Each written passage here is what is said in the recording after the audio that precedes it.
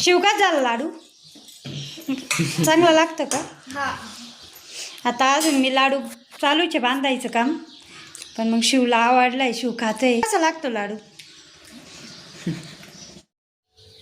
आता उन्हाळ्यामध्ये तूप कसं काढायचं आजीची अजून एक सोपी पद्धत. आणि आता आपण ह्याच मागच्या व्हिडिओमध्ये एका व्हिडिओमध्ये आपण प्लॅस्टिकच्या डब्यामध्ये, आता हा प्लॅस्टिकचा डबा काही कमेंट्स आल्या होत्या की प्लॅस्टिक चालत नाही आणि प्लॅस्टिकच्या मध्ये पण फक्त 5 मिनटं आपण यामध्ये ठेवतो, त्यामुळे फक्त प्लॅस्टिकच्या डब्यात जास्तही वेळ ठेवत नाही, फक्त 5 मिनटं आपण ही मलाई ठेवतो आणि फक्त मलाईपासून याचं लोणी काढतो आणि ते अगदी फक्त 5 मिनटात होतं आणि लगेच काढून घ्यायचं आहे, कारण आपण जास्त वेळ ठेवणार नाही आहे. आता हिमालय, आता हा डबा जो घेताना थोडासा मोठा घेतलेला आहे आणि याची उंची थोडीशी कमी. आता मलाई थोडीशी जास्त आहे यावेळेस, म्हणून हा डब्बाही थोडासा मोठाच घेतलेला आहे. आणि याच्यामध्ये असं एक वस्तू टाकायची का 5 मिनटंसुद्धा लागणार नाही, फक्त 2 मिनटामध्ये हे मलाईपासून लोणीचे असे गोळेचे गोळेच बनतात. निम्मा डब्बा आपला मलाईने झालेला आहे. आता सगळ्यात आधी त्यांना हालवून घेते. आता सगळ्यात आधी आजी ही जी मलाई आहे ती सगळी चमच्याने फोडून घेते, म्हणजे ती लोणी निघायला पटकन सोपं होईल. आता ही फक्त 2 आठवड्याची ही मलाई आहे आणि जास्त दिवसाची मलाई झाली का तिचा कडवट वास येतो. पण ज्यावेळेस आपण साई टाकतो, म्हणजे साई साचवतो, त्यावेळेस थोडंसं 1 वाटी दही टाकलं की त्या मलाईपासून लोणीही पटकन निघतं, तूपही छान असं सुगंधित होतं आणि जे ताक बनवतो तेही असं कडवट चव लागत नाही, छान असं ताकही खमंग लागलं जातं. मग मी मागच्या व्हिडिओमध्ये कमेंट पण आली होती की दही लावत नाही का, तर दही मलाई ज्यावेळेस साचवायला चालू ठेवतो, म्हणजे पहिले आता हे तूप बनवलेलं आहे ना, आता उद्यापासून पुन्हा नवीन जी मलाई टाकायची आहे साई, ते साई टाकण्याआधीच त्यामध्ये 1 छोटी वाटी दही टाकायचं आहे. काय फोडून झाली. टाकू का पाणी? आता हे जे मलाईचं भांडं होतं ते भांडं धुवून मी यामध्ये पाणी टाकायला लावलंय आजी. बस का आता आजी पुन्हा काय जाई फोडून. आता पटकन लोणी, उन्हाळ्याच्या दिवसामध्ये लोणी पटकन होत नाही, मग उन्हाळ्या दिवसामध्ये असा डब्बा आणि त्यामध्ये एक वस्तू टाकायची आहे की ज्याने पटकन असे लोणीचे गोळेचे गोळे बनले जातात. आता ती कोणती, पण आजी अजून थांब मानते आहे. आता तूप बनवतो, तूप बनवल्यानंतर जी शिल्लक बी असते त्याच्यातही गव्हाचं पीठ टाकून आजी काय बनवते तेही पाहू. ते असं हलवून झालेलं आहे. आता याच्यामध्ये आजीने आता बर्फ टाकायला लावलेला आहे. आता बर्फ टाकलाय, आता हलवून घेतो, पटकन लोणी येतं. आता हे झाकण एकदम पॅक असं लावून घेतलेलं आहे, त्यामुळे हे झाकण ज्यावेळेस आपण हा डब्बा हलवतो त्यावेळेस निसटायचा काही विषयच नाही किंवा निघायचा विषयच नाही. आणि असं लावून या पद्धतीने असं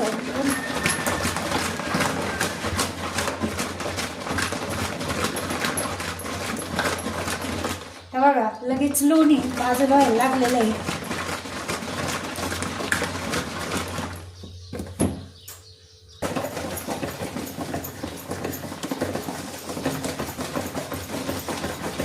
फक्त 2 ते 3 मिनटं या पद्धतीने असं थोडं स्टेप बदलून असं हलवलं की लगेच लोणी वेगळं आणि ताक वेगळं होतंय.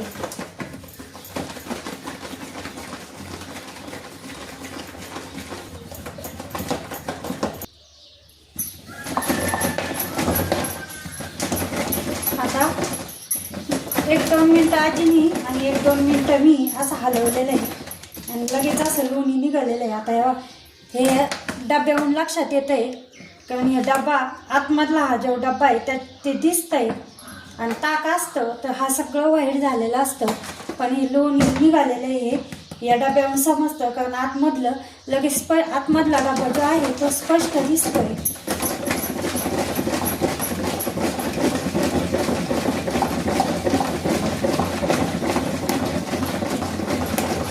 आणि जास्त ताकद पण नाही लावायची, फक्त असं अलगद हाताने असं हलवायचं.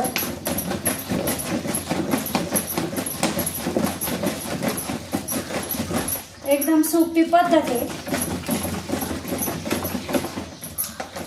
आणि भांडे पण मोजके. आता हा डब्बा जो तेलकट झालेला आहे तुपट, तो कसा काढायचा तोही काही सेकंदामध्ये तेलकट डबा एकदम स्वच्छ असा निघतो. आता याचं झाकण, आता हे लोणी झालेलं आहे या डब्यावरून असं लगेच लक्षात आलेलं आहे. आता याचं झाकण खोलून बघू.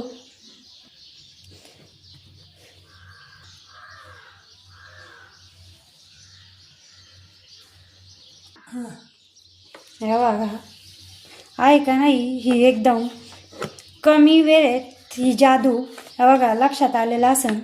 हे किती एकदम सोप्या पद्धतीने हे तूप निघालेलं आहे आपलं. हे बघा किती छान असं. आता हे दूध गाईचं असल्यामुळे एकदम पिवळं असं लोणी निघालं दिसतंय. आणि हे बघा या ताकामध्ये काहीही शिल्लक नाही, लोणी अजिबातही शिल्लक नाही, म्हणजे कमी मलाईपासून एकदम जास्त असं हे लोणी निघतं. आणि बघा एकदम मस्त असं हे लोणी झालेलं आहे, विश्वासच बसत नाही एवढं छान असं हे लोणी झालेलं आहे. बघा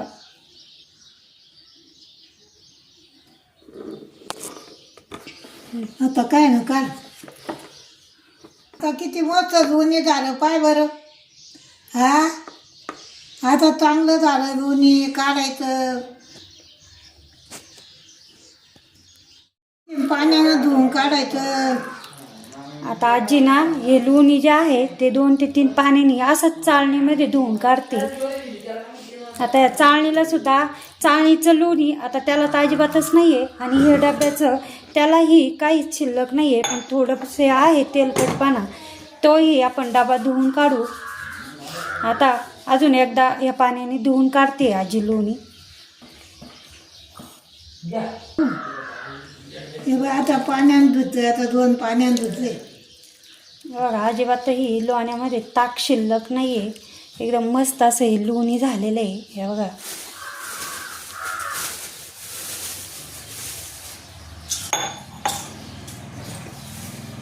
आता कढई आता तेव्हा न ताक निचाळलं, आता पाणी काढायला आता कढायला काढायचं ना.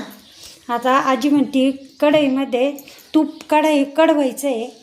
आता कढईत कढीते. आता आजीने एका वेळेस 2 कढया ठेवायला लावलेल्या आहे, एका गॅसवर वेगळी आणि एका गॅसवर वेगळी तूप कढवायची. आता ती कशासाठी तेही पाहू. आता इकडं आजीनी आता हा चमचाही आपण जो मलाई काढायला घेतला होता तोच चमचा घेतलेला आहे. जास्तचे भांडेही नाही पाडायचे. चाळणीला अजिबातही लोणी शिल्लक नाही आहे, तर मागच्या वेळेस कमेंट आल्या की चाळणीला जास्त लोणी लागतं, डब्याला जास्त लागतं. तेही जे थोडंसं शिल्लक आहे ते पण काढून घेऊ. आता मी ज्या भांड्यामध्ये साय साचवली होती त्याच भांड्यामध्ये हे पाणी थोडंसं असं जास्त उकळतं केलं नाही, कारण आपल्याला हा डबा धुवायचा आहे. मग जास्त उकळतं पाण्याने तो डबा वाकला जाईल. मग आधी थोडंसं वाफा निघतं आहे, मग आधी चाळण धुवून घेऊ. आता ह्या डब्यामध्ये आणि पाणी एकदम 1 कप पाणी एवढं टाकायचं, कोमट पाणी, जास्त कोमटही नाही आणि जास्त तापलेलंही नाही. आता पहिले पाणी टाकूनही आजी सगळीकडे हे पाणी लागलं असं हलवलेलं आहे आणि एकदम चकाचक अशी आपली डब्बा निघालेला आहे, प्लॅस्टिकचा डब्बा. बघा एकदम चकाचक असा हा डबा निघालेला आहे.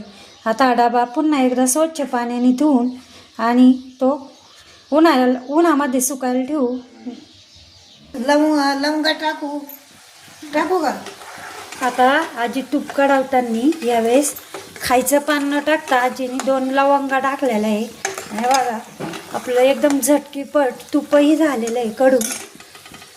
हे बघा, आता मी एवढं तूप काढलेलं आहे.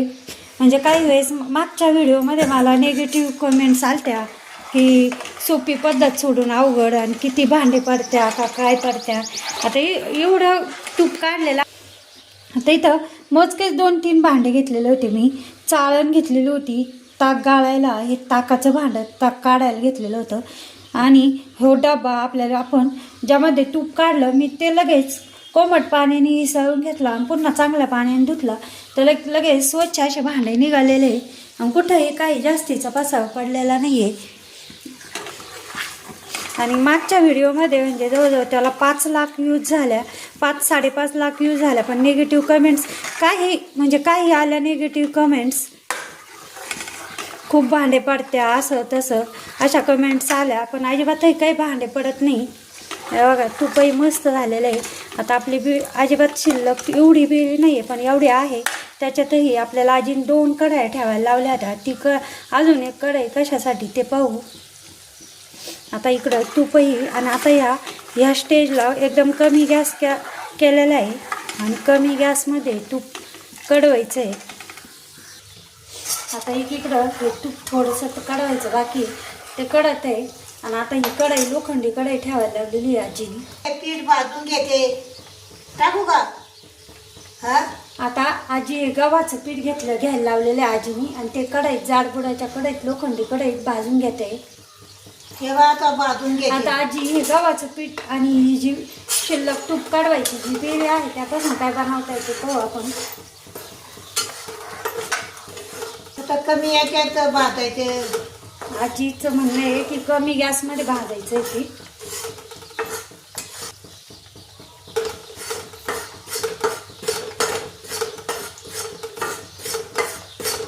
आणि एकदम असं लालसर आजी म्हणे गव्हाचं पीठ भाजायचं आहे.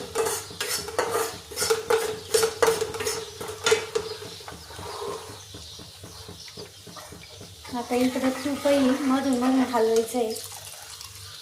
एकदम छान असं हे तूप झालेलं आहे बघा. आणि लवंगाने एकदम छान असा सुगंध येतो त्या तुपाचा.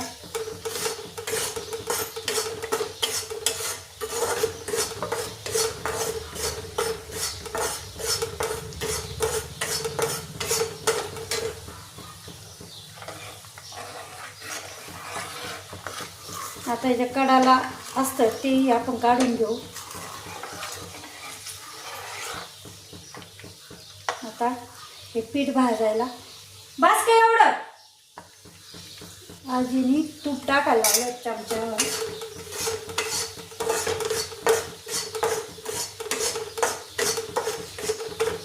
एकदम पौष्टिक असं आजी काय बनवता येते पाहू.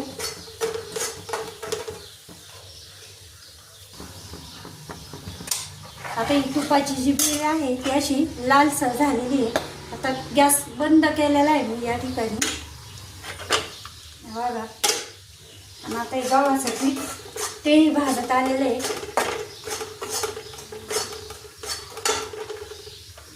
थोडंसं असं तूप कढायचं असं फिक्कट कलर झाला की लगेच गॅस बंद करायचा आहे. आता गॅस बंद केलेला आहे तर तूप आपलं हे उकळायचं काम चालू आहे म्हणजे कढायचं काम चालू आहे त्याचं. म्हणून थोडंसं 2 ते 3 मिनिट थोडीशी अशी फिक्की झाली की लगेच गॅस बंद केला की ती 1-2 मिनिटांनी नाही दिसत ग. आता हे बघा पिठाचा कलर पण बदललेला आहे. असा लालसर असं पीठ भाजलेलं आहे या अशा पद्धतीने. मग लाजरच भाजली. आजी म्हणते मस्त भाजलंय. आता पिठाचा पण गॅस बंद केलेला आहे. आणि हे पण आता थोडंसं खाते मग टाकून देतात. आता पिठाचं भांडं घेतलेलं आहे. वेलदोडे टाकीचे आता मिक्सरात. आता आजीने 2-3 वेलदोडे घ्यायला लावले आणि ते मिक्सरच्या भांड्यात म्हणजे आजीला आता पिठी काढून घ्यायची आहे म्हणून त्याच्यातच साखर टाकीचे. त्यातच केलेली वेगळी पूर्ण घालता. आता ही पिठी काढून घेतलेली आहे. एक छोटी वाटी अशी एवढी पिठाच्या अंदाजामध्ये आजीने साखर घ्यायला लावली ती. आता हे तूप थोडंसं कोमट झालंय ते गाळून घेऊ. गाणी भांड्यात होती ना. हे बघा एकदम मस्त असं हे तूप झालेलं आहे. ते छान असं तूप झालेलं आहे. आता हे गाळून घेऊ. आता तुपाच्या डब्यात हे तूप गाळून घेते मी. आणि एवढ्याशा मलाईपासून हे बघा किती तूप झालेलं आहे.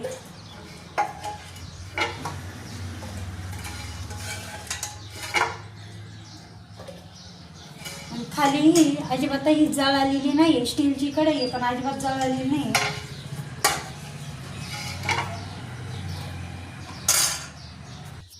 आता हे कढाईला तूप आहे ते सुद्धा एक थेंब सुद्धा वाळत नाही घालायचं, वाया घालायचं नाहीये.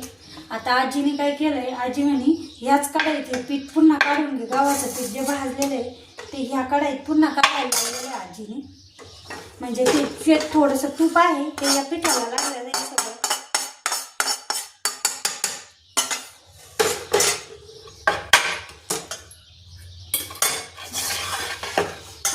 ही जी पिठी साखर काढलेली आहे ती यामध्ये टाकून घ्यायची आहे गव्हाच्या भाजलेल्या पिठात.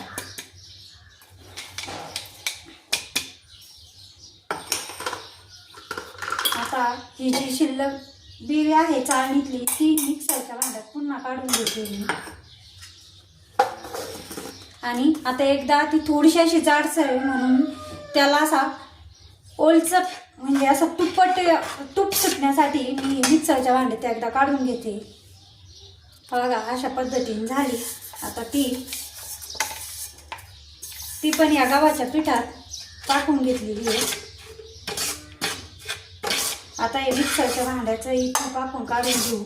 आणि आता हे जे पीठ साखर आणि हे पुन्हा एकदा मिक्सरमधून काढून घेतलं की आपले लाडू छान वळले जाईल.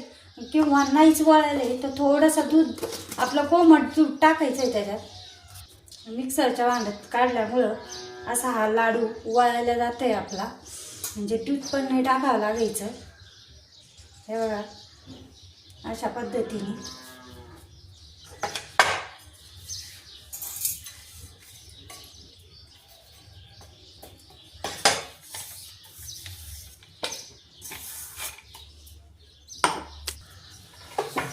आता मी हा 1 चमचा तूप टाकलेलं आहे पुन्हा.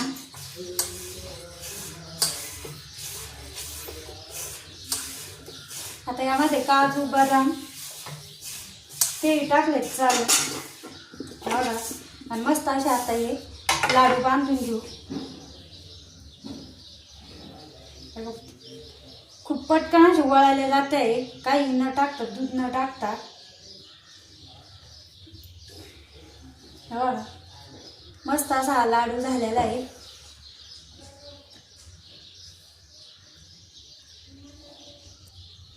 लाडू बनवले.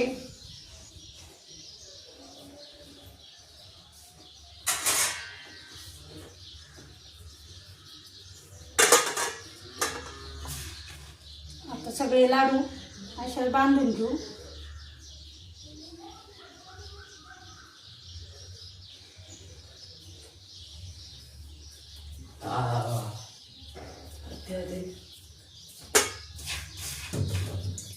लाडू बांधायचं काम चालू आहे.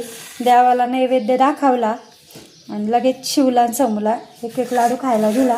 तर दोघांना पण आवडला. 5 ते 6 लाडू बांधले होते पण त्याच्यातलं एकच शिल्लक आहे. आणि आजीला पण आवडलं. चांगले झाले आजी लाडू. मग चांगले झाले, मग झाले.